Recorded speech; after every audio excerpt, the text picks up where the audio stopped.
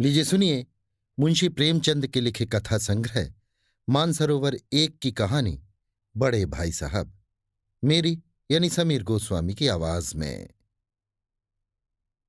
मेरे भाई साहब मुझसे 5 साल बड़े थे, लेकिन केवल 3 दर्जे आगे। उन्होंने भी उसी उम्र में पढ़ना शुरू किया था जब मैंने शुरू किया था, लेकिन तालीम जैसे महत्व के मामले में वो किसी जल्दबाजी से काम लेना पसंद न करते थे।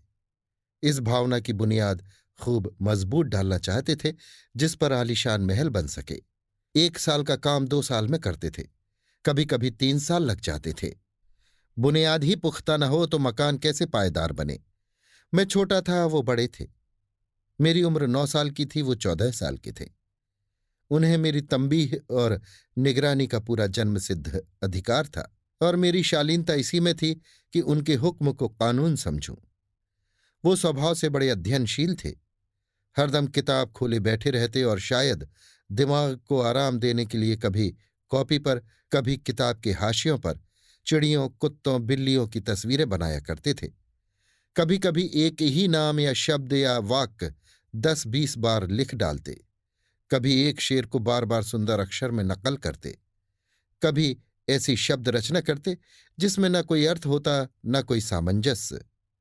मसलन एक बार उनकी कॉपी पर मैंने ये इबारत देखी: स्पेशल, अमीना, भाइयों भाइयों, दरअसल, भाई भाई, राधे श्याम, श्रीयुत राधे श्याम, 1 घंटे तक। इसके बाद एक आदमी का चेहरा बना हुआ था। मैंने चेष्टा की कि इस पहेली का कोई अर्थ निकालूं, लेकिन असफल रहा और उनसे पूछने का साहस न हुआ। वो 9वीं जमात में थे, मैं 5वीं में। उनकी रचनाओं को समझना मेरे लिए छोटा मुंह बड़ी बात थी। मेरा जी पढ़ने में बिल्कुल न लगता था। 1 घंटा भी किताब लेकर बैठना पहाड़ था। मौका पाते ही हॉस्टल से निकलकर मैदान में आ जाता और कभी कंकरियां उछालता, कभी कागज की तितलियां उड़ाता, और कहीं कोई साथी मिल गया तो पूछना ही क्या। कभी 4 दीवारी पर चढ़कर नीचे कूद रहे हैं, कभी फाटक पर सवार उसे आगे पीछे चलाते हुए मोटर कार का आनंद उठा रहे हैं। लेकिन कमरे में आते ही भाई साहब का रौद्र रूप देखकर प्राण सूख जाते। उनका पहला सवाल होता, कहाँ थे? हमेशा यही सवाल इसी ध्वनि में पूछा जाता था, और इसका जवाब मेरे पास केवल मौन था। न जाने मुंह से ये बात क्यों न निकलती कि जरा बाहर खेल रहा था। मेरा मौन कह देता था कि मुझे अपना अपराध स्वीकार है, और भाई साहब के लिए इसके सिवा और कोई इलाज न था कि स्नेह और रोष से मिले हुए शब्दों में मेरा सत्कार करें। इस तरह अंग्रेजी पढ़ोगे तो जिंदगी भर पढ़ते रहोगे और एक हर्फ ना आएगा। अंग्रेजी पढ़ना कोई हंसी खेल नहीं है कि जो चाहे पढ़ ले। नहीं, एरा गैरा नत्थू खैरा सभी अंग्रेजी के विद्वान हो जाते। यहां रात दिन आंखें फोड़नी पड़ती हैं और खून जलाना पड़ता है, तब कहीं ये विधा आती है। और आती क्या है? हाँ, कहने को आ जाती है। बड़े बड़े विद्वान भी शुद्ध अंग्रेजी नहीं लिख सकते, बोलना तो दूर रहा। और मैं कहता हूं, तुम कितने घोंगा हो कि मुझे देखकर भी सबक नहीं लेते। मैं कितनी मेहनत करता हूं, तुम अपनी आंखों देखते हो। अगर नहीं देखते तो ये तुम्हारी आंखों का कसूर है, तुम्हारी बुद्धि का कसूर है। इतने मेले तमाशे होते हैं, मुझे तुमने कभी देखने जाते देखा है? रोज ही क्रिकेट और हॉकी मैच होते हैं, मैं पास नहीं फटकता, हमेशा पढ़ता रहता हूं। उस पर भी एक एक दर्जे में 2-2, 3-3 साल पड़ा रहता हूं। फिर तुम कैसे आशा करते हो कि तुम यों खेल कूद में वक्त गंवा कर पास हो जाओगे? मुझे तो 2 ही 3 साल लगते हैं, तुम उम्र भर इसी दर्जे में पड़े सड़ते रहोगे। अगर तुम्हें इस तरह उम्र गंवानी है तो बेहतर है घर चले जाओ और मजे से गुल्ली डंडा खेलो। दादा की गाढ़ी कमाई के रुपए क्यों बर्बाद करते हो? मैं ये लताड़ सुनकर आंसू बहाने लगता। जवाब ही क्या था? अपराध तो मैंने किया, लताड़ कौन सहे। भाई साहब उपदेश की कला में निपुण थे। ऐसी ऐसी लगती बातें कहते, ऐसे ऐसे सूखती बाण चलाते कि मेरे जिगर के टुकड़े टुकड़े हो जाते और हिम्मत छूट जाती। इस तरह जान तोड़कर मेहनत करने की शक्ति मैं अपने में न पाता था, और उस निराशा में जरा देर के लिए मैं सोचने लगता, क्यों न घर चला जाऊं। जो काम मेरे बूते के बाहर है उसमें हाथ डालकर क्यों अपनी जिंदगी खराब करूं। मुझे अपना मूर्ख रहना मंजूर था, लेकिन उतनी मेहनत, मुझे तो चक्कर आ जाता था, लेकिन घंटे 2 घंटे बाद निराशा के बादल फट जाते और मैं इरादा करता कि आगे से खूब जी लगाकर पढ़ूंगा। चटपट एक टाइम टेबल बना डालता, बिना पहले से नक्शा बनाए, बिना कोई स्कीम तैयार किए काम कैसे शुरू करूं। टाइम टेबल में खेल कूद की मद बिल्कुल उड़ जाती। प्रातःकाल उठना, 6 बजे मुंह हाथ धो नाश्ता कर पढ़ने बैठ जाना, 6 से 8 तक अंग्रेजी, 8 से 9 तक हिसाब, 9 से 9:30 तक इतिहास, फिर भोजन और स्कूल, 3:30 बजे स्कूल से वापस होकर आधा घंटा आराम, 4 से 5 तक भूगोल, 5 से 6 तक ग्रामर, आधा घंटा हॉस्टल के सामने टहलना, 6:30 से 7 तक अंग्रेजी कंपोजिशन, फिर भोजन करके 8 से 9 तक अनुवाद, 9 से 10 तक हिंदी, 10 से 11 तक विविध विषय, फिर विश्राम। मगर टाइम टेबल बना लेना एक बात है, उस पर अमल करना दूसरी बात। पहले ही दिन से उसकी अवहेलना शुरू हो जाती। मैदान की वो सुखद हरियाली, हवा के वो हल्के हल्के झोंके, फुटबॉल की उछल कूद, कबड्डी के वो दांव घात, वॉलीबॉल की वो तेजी और फुर्ती मुझे अज्ञात और अनिवार्य रूप से खींच ले जाती और वहां जाते ही मैं सब कुछ भूल जाता। वो जानलेवा टाइम टेबल, वो आंख फोड़ पुस्तकें किसी की याद न रहती। और फिर भाई साहब को नसीहत और फजीहत का अवसर मिल जाता। मैं उनके साय से भागता, उनकी आंखों से दूर रहने की चेष्टा करता। कमरे में इस तरह दबे पांव आता कि उन्हें खबर न हो। उनकी नजर मेरी ओर उठी और मेरे प्राण निकले। हमेशा सिर पर एक नंगी तलवार सी लटकती मालूम होती। फिर भी जैसे मौत और विपत्ति के बीच में भी आदमी मोह और माया के बंधन में जकड़ा रहता है, मैं फटकार और घुड़कियां खाकर भी खेल कूद का तिरस्कार न कर सकता। सालाना इम्तिहान हुआ। भाई साहब फेल हो गए, मैं पास हो गया और दर्जे में प्रथम आया। मेरे और उनके बीच केवल 2 साल का अंतर रह गया। जी में आया भाई साहब को आड़े हाथों लूं। आपकी वो घोर तपस्या कहाँ गई? मुझे देखिए, मजे से खेलता भी रहा और दर्जे में अव्वल भी हूं, लेकिन वे इतने दुखी और उदास थे कि मुझे उनसे दिली हमदर्दी हुई और उनके घाव पर नमक छिड़कने का विचार ही लज्जास्पद जान पड़ा। हाँ, अब मुझे अपने ऊपर कुछ अभिमान हुआ और आत्मसम्मान भी बढ़ा। भाई साहब का वो रोब मुझ पर न रहा। आजादी से खेल कूद में शरीक होने लगा। दिल मजबूत था। अगर उन्होंने फिर मेरी फजीहत की तो साफ कह दूंगा, आपने अपना खून जलाकर कौन सा तीर मार लिया। मैं तो खेलते कूदते दर्जे में अव्वल आ गया। जबान से ये हेकड़ी जताने का साहस न होने पर भी मेरे रंग ढंग से साफ जाहिर होता था कि भाई साहब का वो आतंक अब मुझ पर नहीं है। भाई साहब ने इसे भांप लिया। उनकी सहज बुद्धि बड़ी तीव्र थी और एक दिन जब मैं भोर का सारा समय गुल्ली डंडी की भेंट करके ठीक भोजन के समय लौटा तो भाई साहब ने मानो तलवार खींच ली और मुझ पर टूट पड़े। देखता हूं, इस साल पास हो गए और दर्जे में अव्वल आ गए तो तुम्हें दिमाग हो गया है। मगर भाईजान, घमंड तो बड़े बड़े का नहीं रहा। तुम्हारी क्या हस्ती है? इतिहास में रावण का हाल तो पढ़ा ही होगा।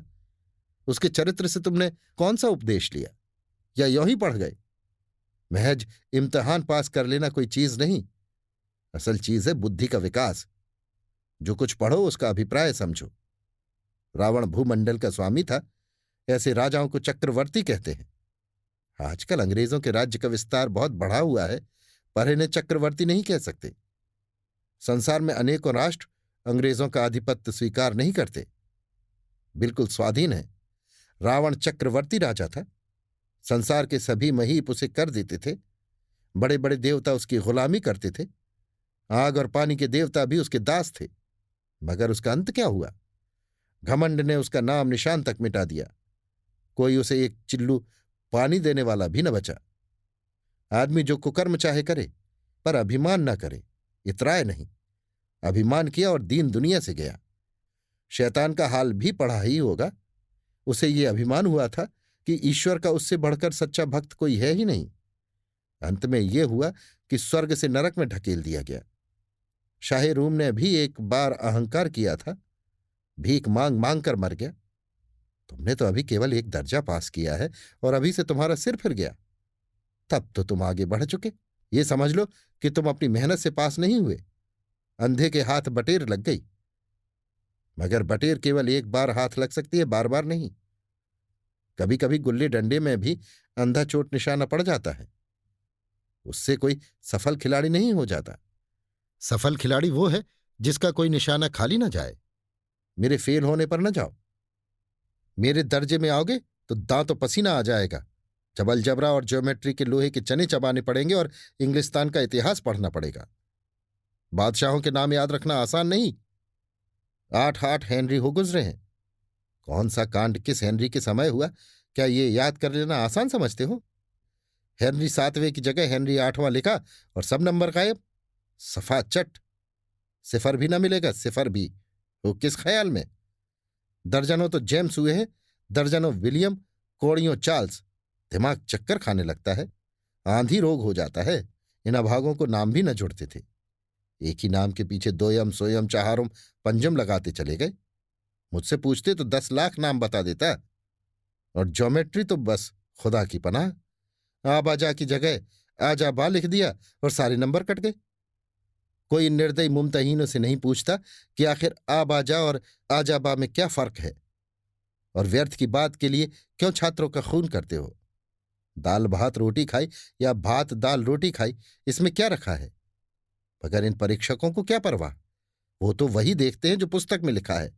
चाहते हैं कि लड़के अक्षर अक्षर रट डालें, और इसी रटंत का नाम शिक्षा रख छोड़ा है। और आखिर इन बेसिर पैर की बातों के पढ़ने से क्या फायदा? इस रेखा पर वो लंब गिरा दो तो आधार लंब से दुगना होगा। पूछिए इससे प्रयोजन? दुगना नहीं चौगना हो जाए या आधा ही रहे, मेरी बला से।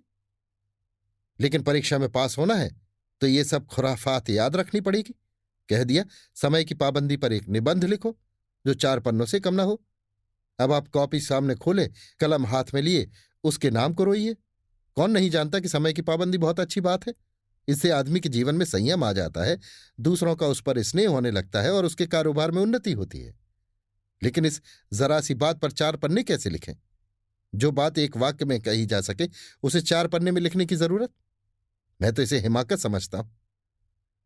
यह तो समय की किफायत नहीं बल्कि उसका दुरुपयोग है कि व्यर्थ में किसी बात को ठूंस दिया। हम चाहते हैं आदमी को जो कुछ कहना हो चटपट कह दे और अपनी राह ले। मगर नहीं, आपको 4 पन्ने रंगने पड़ेंगे, चाहे जैसे लिखिए। और पन्ने भी पूरे फुल स्केप आकार के। ये छात्रों पर अत्याचार नहीं तो और क्या है? अनर्थ तो ये है कि कहा जाता है संक्षेप में लिखो। समय की पाबंदी पर संक्षेप में एक निबंध लिखो जो 4 पन्नों से कम न हो। ठीक, संक्षेप में 4 पन्ने हुए, नहीं शायद 100-200 पन्ने लिखवाते। तेज भी दौड़िए और धीरे धीरे भी। है उल्टी बात या नहीं? बालक भी इतनी सी बात समझ सकता है, लेकिन इन अध्यापकों को इतनी तमीज भी नहीं। उस पर दावा है कि हम अध्यापक हैं। मेरे दर्जे में आओगे लाला तो ये सारे पापड़ बेलने पड़ेंगे, और तब आटे दाल का भाव मालूम होगा। इस दर्जे में अव्वल आ गए हो तो जमीन पर पांव नहीं रखते। इसलिए मेरा कहना मानिए। लाख फेल हो गया हूं, लेकिन तुमसे बड़ा हूं। संसार का मुझे तुमसे ज्यादा अनुभव है। जो कुछ कहता हूं उसे गिरह बांधिए, नहीं पछताइएगा। स्कूल का समय निकट था। नहीं ईश्वर जाने ये उपदेश माला कब समाप्त होती। भोजन आज मुझे निस्वाद सा लग रहा था। जब पास होने पर यह तिरस्कार हो रहा है तो फेल हो जाने पर तो शायद प्राण ही ले लिए जाएं। भाई साहब ने अपने दर्जे की पढ़ाई का जो भयंकर चित्र खींचा था उसने मुझे भयभीत कर दिया। कैसे स्कूल छोड़कर घर नहीं भागा, यही ताज्जुब है। लेकिन इतने तिरस्कार पर भी पुस्तकों में मेरी अरुचि ज्यों की त्यों बनी रही। खेल कूद का कोई अवसर हाथ से न जाने देता। पढ़ता भी था मगर बहुत कम। बस इतना कि रोज का टास्क पूरा हो जाए और दर्जे में जलील न होना पड़े। अपने ऊपर जो विश्वास पैदा हुआ था वो फिर लुप्त हो गया और फिर चोरों का सा जीवन कटने लगा। फिर सालाना इम्तिहान हुआ और कुछ ऐसा संयोग हुआ कि मैं फिर पास हो गया और भाई साहब फिर फेल हो गए। मैंने बहुत मेहनत न की पर न जाने कैसे दर्जे में अव्वल आ गया। मुझे खुद अचरज हुआ। भाई साहब ने प्राणांतक परिश्रम किया था। कोर्स का एक एक शब्द चाट गए थे।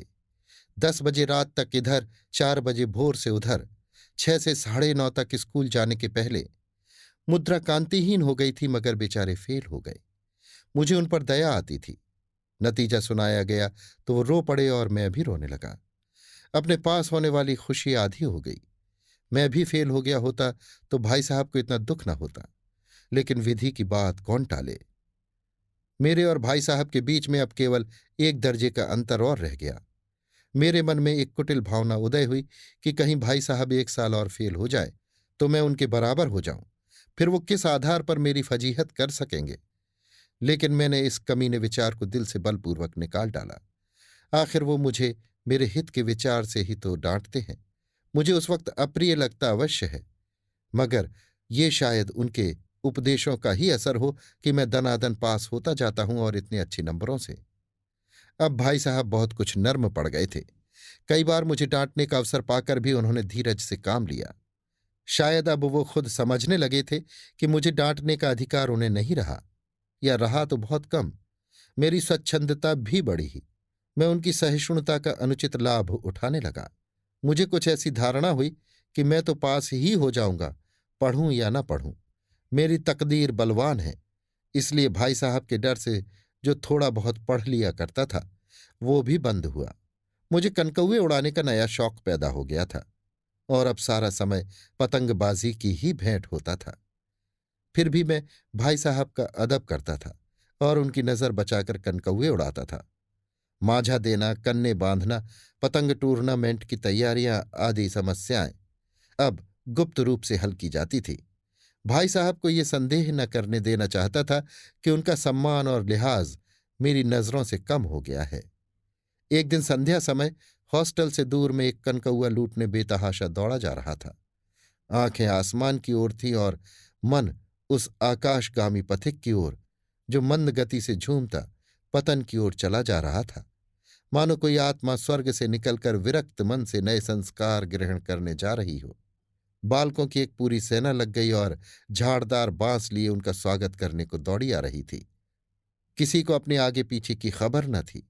सभी मानो उस पतंग के साथ ही आकाश में उड़ रहे थे जहां सब कुछ समतल है, न मोटर कारें हैं, न ट्राम, न गाड़ियां। सहसा भाई साहब से मेरी मुठभेड़ हो गई, जो शायद बाजार से लौट रहे थे।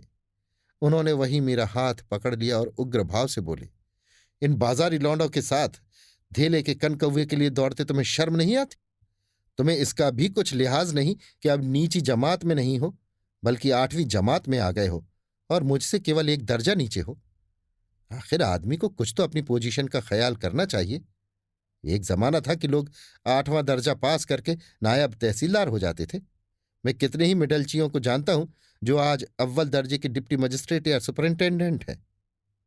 कितने ही 8वीं जमात वाले हमारे लीडर और समाचार पत्रों के संपादक हैं।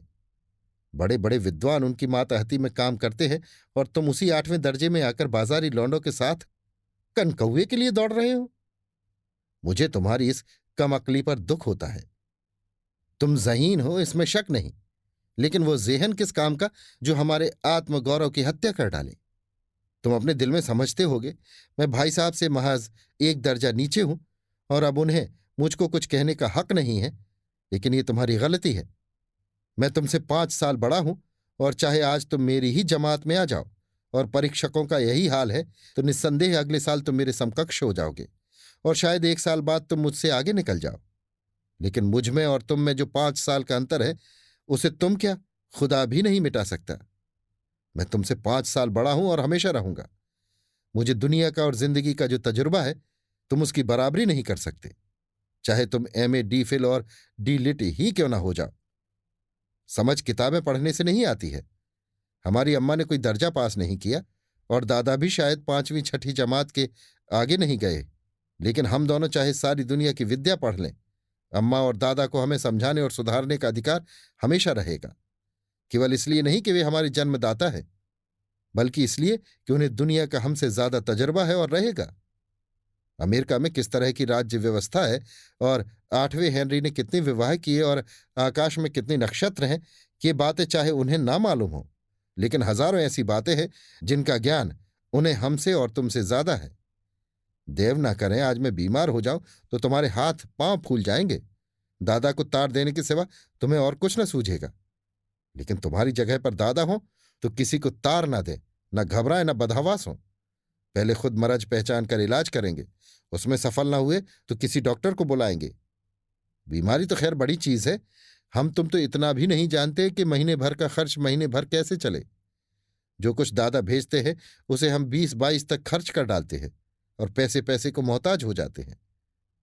नाश्ता बंद हो जाता है, धोबी और नाई से मुंह चुराने लगते हैं, लेकिन जितना आज हम और तुम खर्च कर रहे हैं उसके आधे में दादा ने अपनी उम्र का बड़ा भाग इज्जत और नेकनामी के साथ निभाया है और एक कुटुंब का पालन किया है जिसमें सब मिलकर 9 आदमी थे। अपने हेडमास्टर साहब ही को देखो, एमए हैं कि नहीं, और यहाँ के एमए नहीं, ऑक्सफोर्ड के। 1,000 रुपये पाते हैं, लेकिन उनके घर का इंतजाम कौन करता है? उनकी बूढ़ी माँ। हेडमास्टर साहब की डिग्री यहां आकर बेकार हो गई। पहले खुद घर का इंतजाम करते थे, खर्च पूरा न पड़ता था, कर्जदार रहते थे। जब से उनकी माताजी ने प्रबंध अपने हाथ में ले लिया है, जैसे घर में लक्ष्मी आ गई हैं, तो भाईजान ये गरूर दिल से निकाल डालो कि तुम मेरे समीप आ गए हो और अब स्वतंत्र हो। मेरे देखते तुम बेराह नहीं चल पाओगे। अगर तुम यो न मानोगे तो मैं थप्पड़ दिखाकर इसका प्रयोग भी कर सकता हूं। मैं जानता हूं तुम्हें मेरी बातें जहर लग रही हैं। मैं उनकी इस नई युक्ति से नतमस्तक हो गया। मुझे आज सचमुच अपनी लघुता का अनुभव हुआ और भाई साहब के प्रति मेरे मन में श्रद्धा उत्पन्न हुई। मैंने सजल आंखों से कहा, हरगिज नहीं, आप जो कुछ फरमा रहे हैं वो बिल्कुल सच है और आपको कहने का अधिकार है। भाई साहब ने मुझे गले लगा लिया और बोले, मैं कनकौए उड़ाने को मना नहीं करता, मेरा जी भी ललचाता है, लेकिन क्या करूं, खुद बेराह चलूं तो तुम्हारी रक्षा कैसे करूं? ये कर्तव्य भी तो मेरे सिर पर है। संयोग से उसी वक्त एक कटा हुआ कनकौआ हमारे ऊपर से गुजरा। उसकी डोर लटक रही थी। लड़कों का एक गोल पीछे पीछे दौड़ा चला आता था।